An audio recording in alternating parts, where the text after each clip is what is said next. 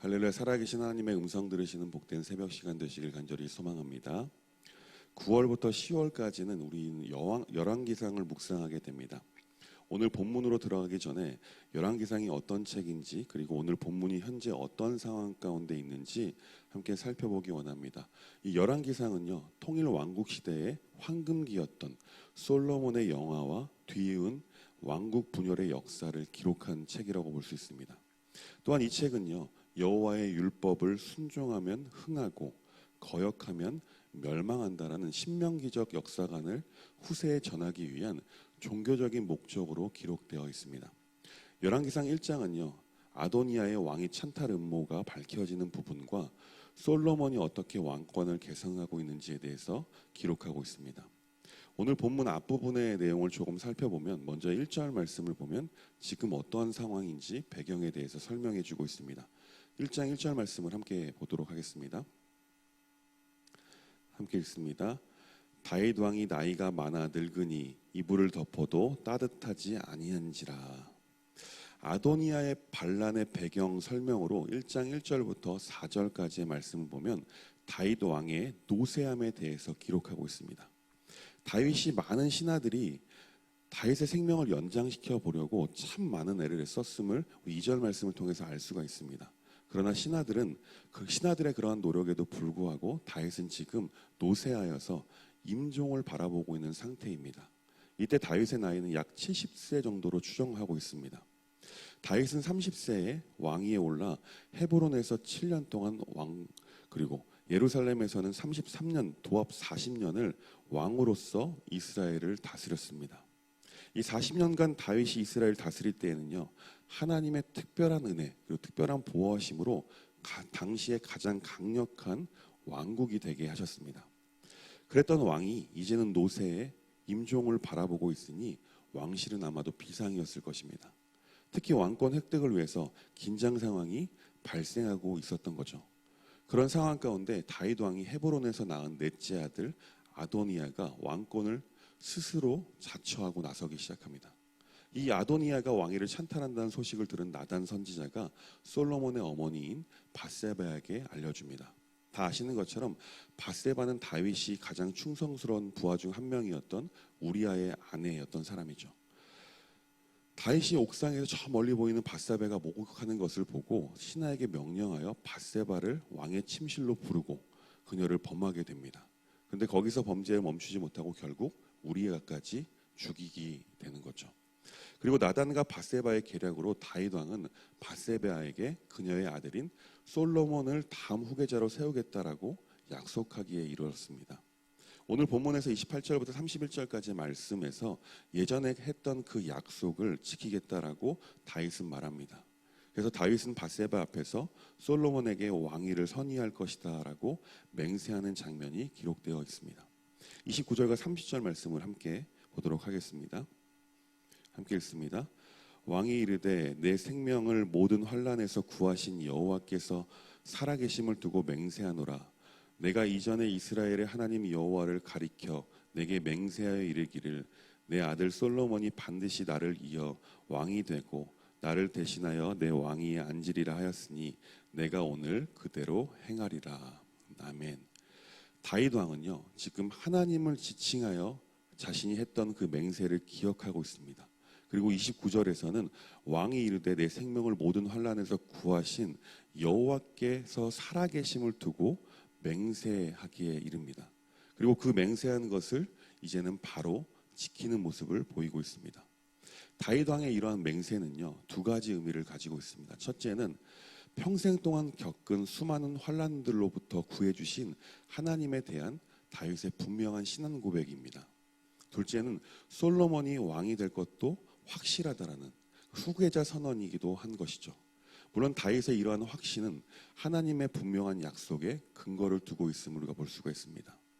30절 마지막 부분을 보면 맹세하는 것을 오늘 바로 지금 행하겠다라고 말하고 있습니다.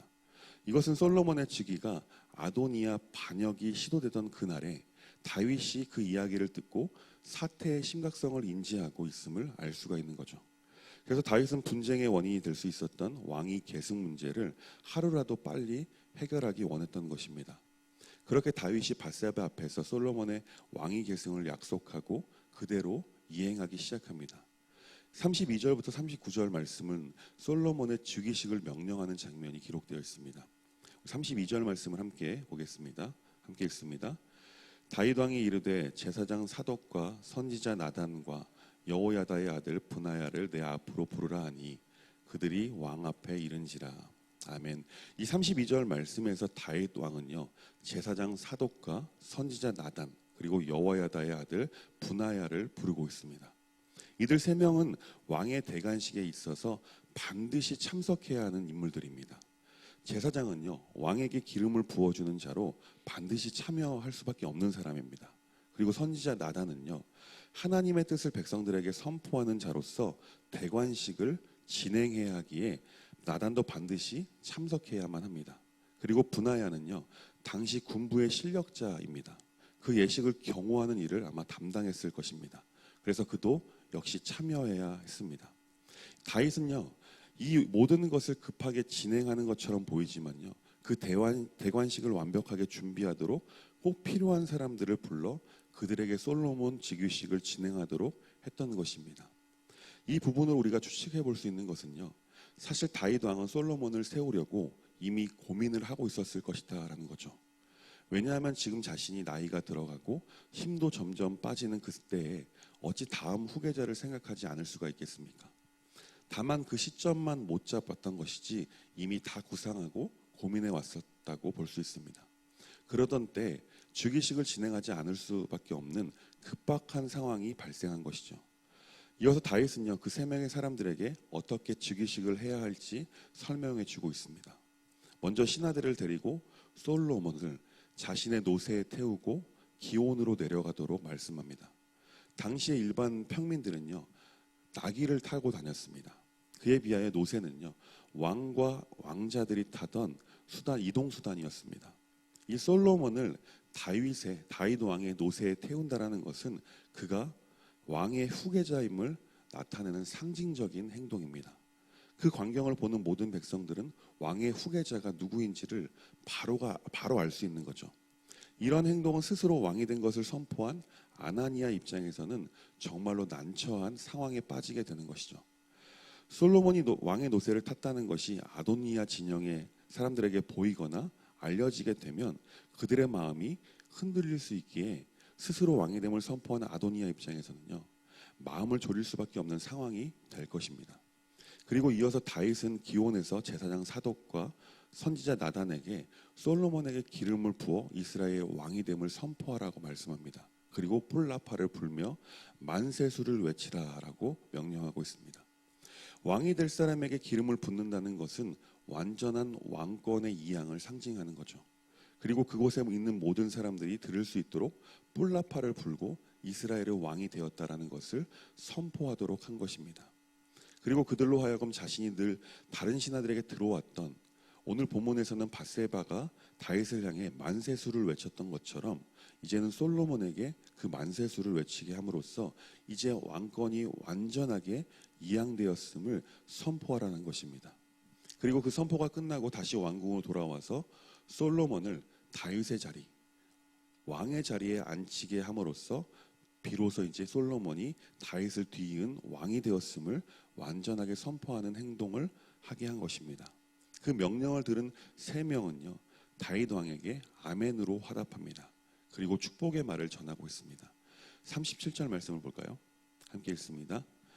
또 여호와께서 내 주 왕과 함께 계심같이 솔로몬과 함께 계셔서 그의 왕위를 내 주 다윗 왕위보다 더 크게 하시기를 원하나이다 하니라. 아멘. 오늘 말씀의 제목을 반드시 지켜야 할 약속이라고 정해보았습니다. 오늘 다윗 왕은 왕으로서 마지막 임무를 수행하고 있습니다. 그것은 바로 하나님 앞에서 자신이 약속한 솔로몬의 즉위식을 이행하는 것입니다.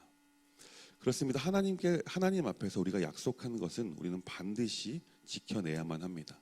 왜냐하면 우리는 비록 까먹을 수 있습니다. 그렇지만 하나님께서는 그 약속을 절대로 까먹지 않으십니다.